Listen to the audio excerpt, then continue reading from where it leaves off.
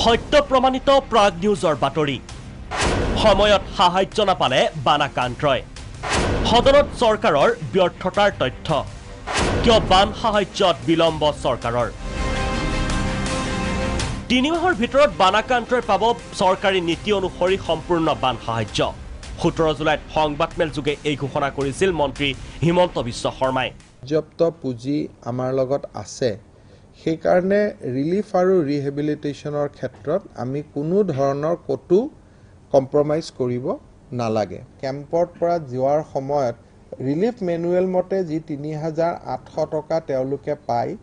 সেইটো যাতে দিয়াৰ ব্যৱস্থা কৰে কাৰোবাৰ ঘৰ ফুল্লি ডেমেজ হৈছে তেওঁলোকে 95000 টকা চৰকাৰৰ পৰা পাব লাগে গৰু ছাগলী মৰিলে কি পায়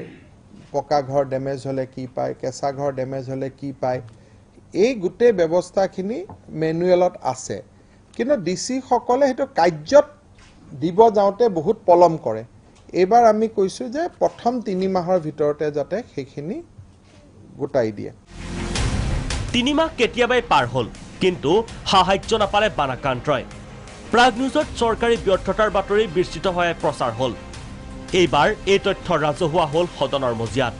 বান সাহায্য সম্পৰ্কীয় এক প্ৰশ্নৰ বিপৰীতে বিধায়ক জাকিৰ হুছেইন সিকদাৰে চৰকাৰৰ পৰা কি উত্তৰ পালে শুনক বানপানীত ক্ষতিগ্ৰস্ত হোৱা বিভিন্ন ধৰণৰ পৰিয়ালক এতিয়ালৈকে ৰাজ্য চৰকাৰখনে 10% ক্ষতিপূৰণ দিবলৈ সক্ষম হোৱা নাই টোটেল এই বানপানীত ক্ষতিগ্ৰস্ত পৰিয়ালৰ হল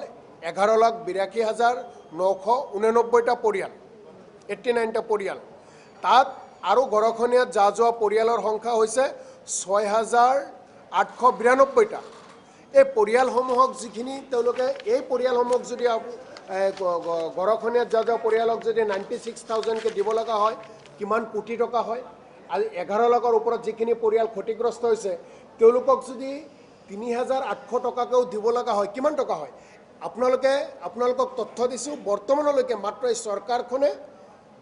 2024টা পৰিয়ালকে 3800 টকাকৈ তেওঁলোকে অনুদান দিছে বাকি 11 লাখ পৰিয়ালৰ কথা তেওঁলোকে এতিয়ালৈকে চিন্তা কৰিব পৰা নাই নাপালে বানাক্ৰান্তক চৰকাৰে সময়ত নীতি অনুসৰি বান সাহায্য নিদিলে কি কয় শুনক দুৰ্যোগ ব্যৱস্থাপনা মন্ত্ৰী ভৱেশ কলিতাই কাৰ্য সময়মতে পায় কিন্তু এইবিলাক অনলাইন হয়তো আজিকালি কেছলেছ হৈছে চেক সিস্টেমত নিদিয়ে পইচাটো বা কেছ নাই যেটো আৰু অনলাইন তেওঁলোকৰ নাম্বাৰবিলাক দিব লাগে এইবিলাক ভেৰিফিকেশ্যন কৰাৰ পিছতে সোমাই এইটো আৰটিজিএছ কৰি দিয়া হয়তো পাই আছে এইটো স্লেব ৱাইজ দি আছে কিন্তু ভেৰিফিকেশ্যন কৰিব লাগিব না যধে মধে এখন লিষ্ট পঠাই দিব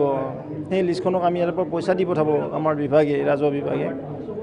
সেইকাৰণে ইয়াৰবিলাক সেকেন্ড ভেৰিফাই কৰি পঠাই দি আছে ব্যৱস্থা কৰি আছে পাই আছে পইচাবিলাক হিমন্তৰ পিছত এইবাৰ আশ্বাস মন্ত্ৰী ভৱেশ কলিতাৰ পিছে কেতিয়া পূৰণ হ'ব চৰকাৰৰ প্ৰতিশ্ৰুতি আৰু কিমান দিনলৈ সাহায্যৰ বাবে বানাক্ৰান্তই হাহাকাৰ কৰিব